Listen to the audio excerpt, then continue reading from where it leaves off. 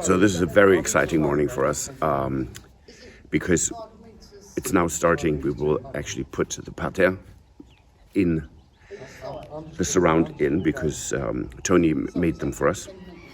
That will go in, outline the entire thing, and then we can get gravel delivered for the pathway and soil for the flower beds, which are actually going to be quite large. However, we need to move those planters. They're incredibly heavy, so wish us luck. Let's go. Yeah.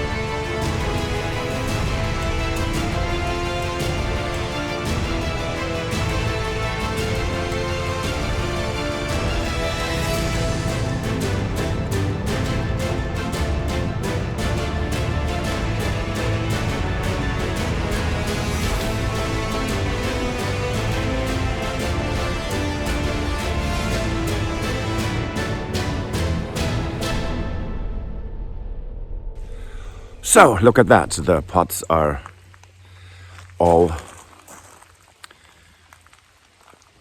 where they should be, and for the time being, because they represent what we want to do in the future, and that is to on each side have 4 linden trees or lime trees, it's also called in England, that are espalier. So where you see the hedge behind me here, it's actually a fence with a Virginia creeper, which is lovely. Above that, basically, or in front of it, will be 4 espalier trees, which will give us a whole lovely wall of leaves in the summer. So that's going to be interesting. And we were actually a bit concerned how this would work with the pots to transport them, and eventually that will end up in the backyard, in the park. But right now it went so much better than we expected, and now we can start with the around the fountain. So the contentious, that looks horrible, which it does, but why do a lot of work when it's double and triple work? Now talking about Le Notre again, the parterres that we're building will be completely bordered by lavender, and I've done that the first time that I planted a parterre was in 1990 or so in Germany, and I had completely surrounded the 4 beds with lavender, and it's really quite lovely. Now, lavender blooms only about 4 to 6 weeks, and then you have to cut that back quite severely. To keep it in check, because otherwise you get old woodsy plants that look a bit scraggly, but still have beautiful flowers. But that's not what you want in a formal garden. You want a little compact hedge around it. The roses that we have chosen are all old roses, blooming multiple times, and have a strong scent. So it's going to be a rose garden. And of course, then the flowering sage, they come in such amazing varieties here, and bloom basically from late March, early April to November or December, depending on the weather. We still have flowers of them here, and it's really remarkable. The pollinators are, so bees and bumblebees and the hummingbird moth are on there all the time. Let me show you. So this is the sage around our tower. We just planted them this spring, and they have bloomed till last week when we had this quite severe frost. Come in all kinds of colors, from white to dark purple, and anything in between. It's really, really nice. And that's basically the colors we have chosen for the front yard. One other thing that Tony is building is 4 benches for each quadrant. There will be a bench so people can sit around the fountain. And I think that's really, really quite marvelous. We're now starting. Tony and Jane did the entire mathematics, how to work this out, how long, and then Tony prepped everything so that the metalwork, so that we can use that to create the parterre.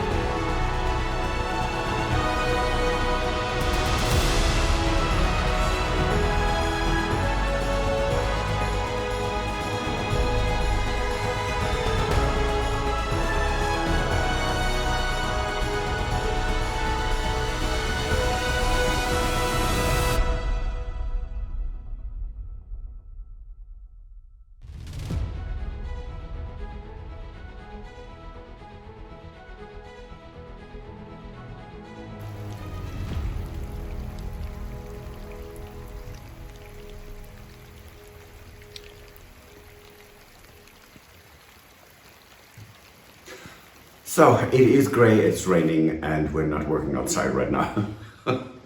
But it's there's plenty still to decorate, so we're back inside. God, I hope we're going to be done soon. There's a lot of decorating to do. And thank you so much. We have now surpassed 50,000 subscribers. So that's phenomenal. And we're really, really thrilled. Thanks for your support. Thanks for all your kind words. And we're going to see you on Friday. Bye. If you enjoyed this video, please use the like feature to let us know. Also, don't forget to subscribe to our Journey to the Chateau YouTube channel if you would like to see more. Once you've subscribed, you can tap the notification bell in order to ring it, which will allow you to receive all notifications from our channel. Thank you.